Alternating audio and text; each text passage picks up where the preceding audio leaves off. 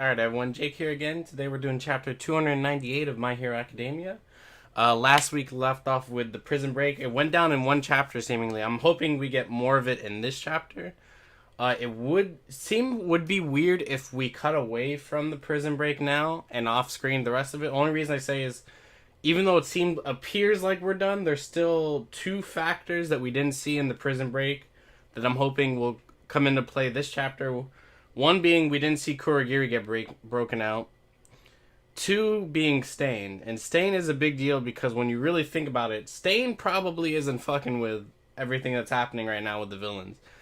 Because, yeah, he was a hero killer, but if you remember his ideals and stuff, it was mainly that he was trying to create a better society in his twisted mind. It was like he was basically trying to make the heroes be better. So he doesn't really care about the villains' plans. So it's going to be interesting to see if, and also he's probably want to see Shigaraki's growth. Well, technically it's All For One right now. So it's going to be interesting to see. That's like something that's been building up, I feel like, Stain. So I'm very intrigued to see what happens there.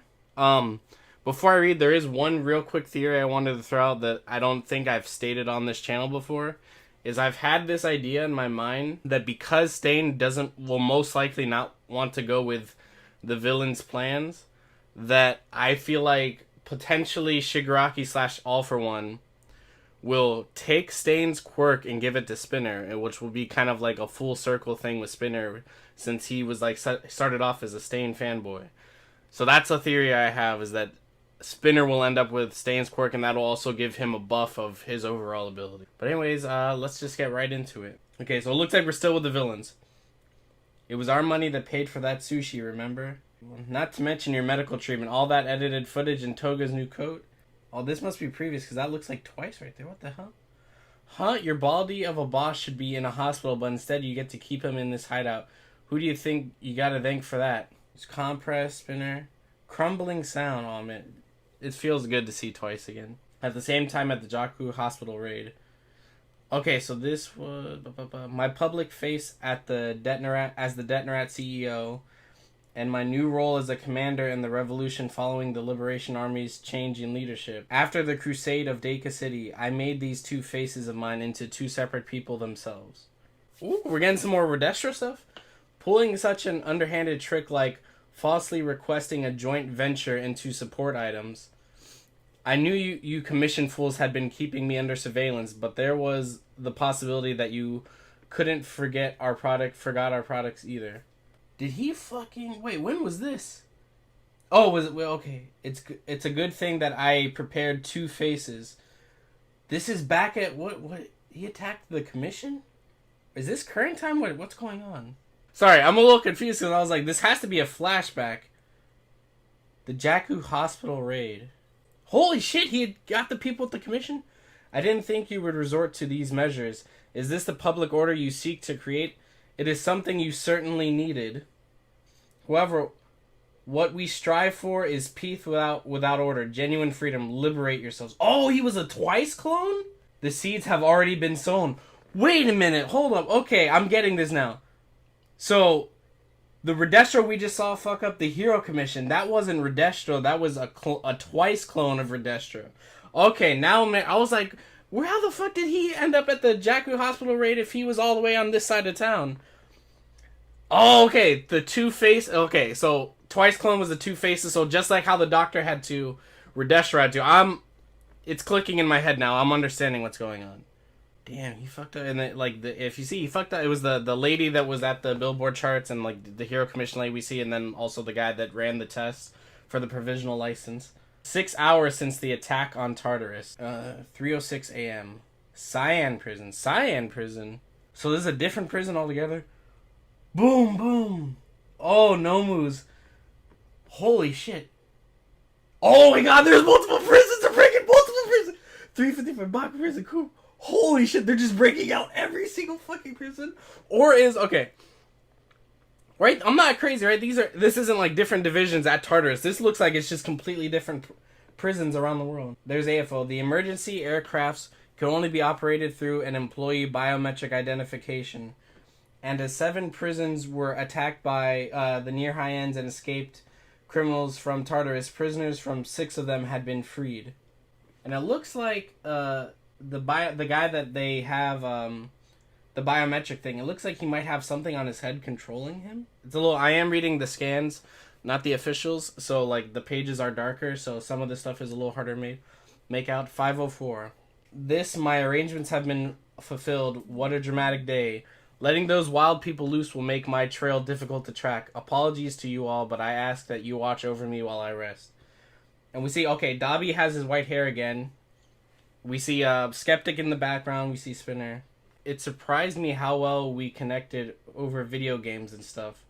So who are you? Because you're not the one I chose to follow. Not to worry. I have the utmost respect for Tomura's wishes. Okay, so Spinner knew, was like, wait, this isn't Shiggy. This is someone... Interesting, like, he actually says that they bonded over video games and stuff, because that is true that Shigaraki was a gamer, because he always referenced game stuff, and we know Spinner was like we've seen the pictures of him in his house playing games mindlessly and stuff. Starting now, I'll have him rest his body and make him perfect. Once he's perfect, our desires will be achieved. 2 days later, alright. I think we're about to get into the hospital stuff. Yeah, there's Bakugo. Has the oxygen mask on. Oh, was he out for 2 days? He woke. Ouch! Slide. He woke up. Oh, okay. The kids. You're awake. Shut up. Where am I? What a relief. He's pissed off. So that means he's his normal weird self. Don't make that your standard for evaluating me. So we have Hagakure, Sero, Sato, and Mineta. This is Central Hospital, a hospital with some cutting edge and top-notch medical treatment.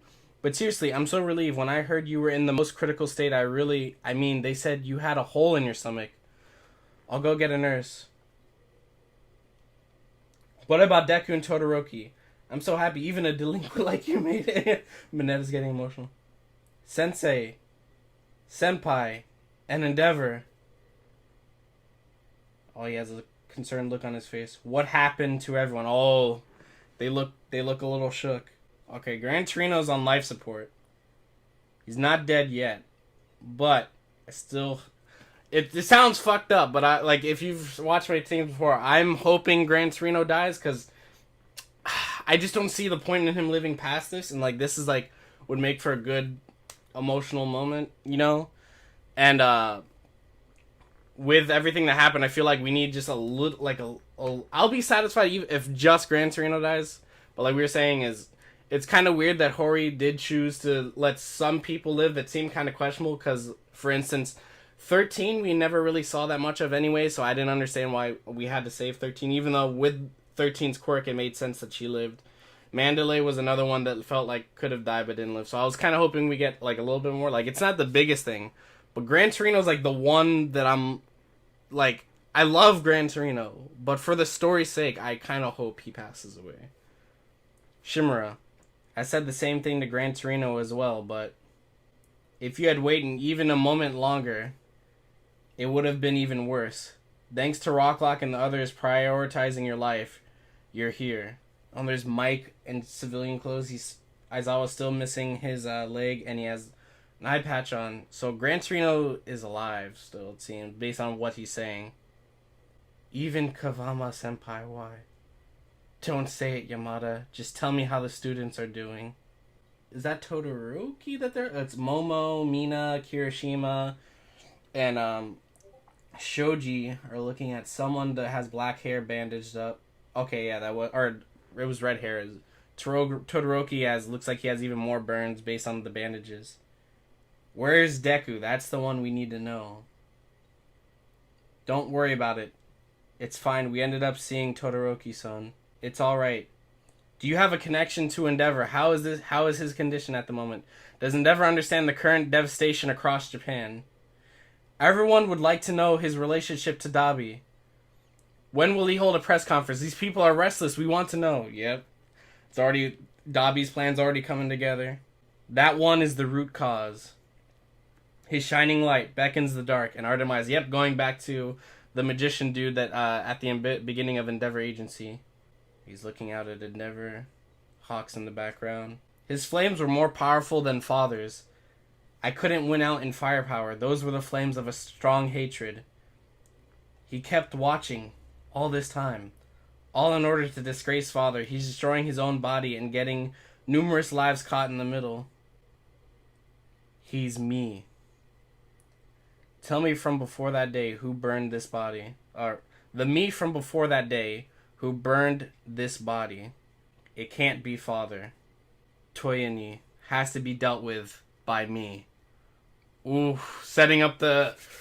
We already knew that frickin' Shoto was gonna be the one to have to stop Dabi, but like the fact that like it's being addressed like I have to be the one. Who's this? Shoto. Who's like... Oh, that must be Fumi because I see the white and red. Yeah, Fumi and there's Natsuo. Pleasure to meet you. Oh, Todoroki's older brother and sister. Todoroki's throat is burnt, so he's still... Alright, just throwing this in here. After the fact of recording this, and I was reading on the Reddit as I was editing the video, I didn't catch that Rei is most likely there. I didn't notice that Fumi looked behind her and you could see the shadowy silhouette and then Todoroki's expression. It didn't click in my mind that that's most likely Rei there. So I do know that that's probably what happened there. It's just in my reaction, I unfortunately missed that. Calm down. If you keep moving around, you'll die. They told you not to move around too much. Shut up, you idiots. Jerking me around like that is what's gonna kill me. What's saying it like that's supposed to do? Ah, seriously, this guy just won't stop. Bakugo's charging in. What's he doing? Is he looking for Deku? If that idiot dies, I'll kill him. Oh, fuck. He's talking about Todoroki and most of the others have regained consciousness, but oh, okay. This is what we've been waiting for. What's up with Deku? Midoriya's the only one who hasn't shown any signs of waking up. Damn, and you see, they haven't amputated his arm or anything yet, but he's literally like head to toe in braces and shit. Like, the only thing that doesn't seem to have anything on him is his face. Damn. So, they are implying that Gran Torino's gonna live. So, what? We'll have to wait and see, because when he's talking to Aizawa, he says, specifically, like, he's not out just yet, but currently he's alive, so we'll see if... Because the villains are going crazy right now, it seems. They were saying that the villains are on the roof, so I'm wondering, we didn't get to see anything with Stain, which kind of irks me, but it looks like he was basically like, hey, I'm just going to let you guys go, just go do what you want, and then that'll take the pressure off me. So Stain could be out in the wild right now. Still not sure where Kurogiri is. I don't think they showed him. The beginning really did confuse me, though. Because it was definitely a flashback, because we had twice. So what it was saying was that what it looked like is happening was there was a twice clone of Redestro out near Jakku City, like basically at his CEO headquarters. It looked like he fucked up part of the Hero Commission when the raid went down, because they raided multiple areas, if you remember. Or he attacked the Hero Commission. I'm still a little... that's one thing I'm probably after for the official. He either directly attacked the Hero Commission or that was Detnerat's building that got attacked. We also... And I'm glad that, they're showing... They're already scrambling, like, we need to talk to Endeavor. Endeavor is fucked up, though. But... Oh, I want to know... Like, the thing now that I want to know most is what's going to happen with Deku. Because his body's fucked up. I feel like they're going to have to amputate at least one of his arms, or he's going to have, like... He might need braces for his arms. Like, actual, like... Basically, he can't move them on his own. He's, like, mechanical help. I've been looking forward to the hospital arc. I'm really curious to see what's going to happen with Deku. We've had theories, and now that he has Danger Sense, that once he does wake up, there's going to be a recovery arc where basically he can't do shit, because even if Eri ends up healing him, he can't get healed immediately because she already used up all of her power for Mirio. So Deku right now is basically going to have to deal with these injuries at the very least for a temporary amount of time. And he's probably going to be sensing all these people in danger, and he can't do anything about it, which is going to kill him. I'm still on the boat that, I really hope Horikoshi does something where Eri either due to some circumstance, can't rewind Deku's, like, if Deku gets an arm amputated, I hope she can't undo the arm.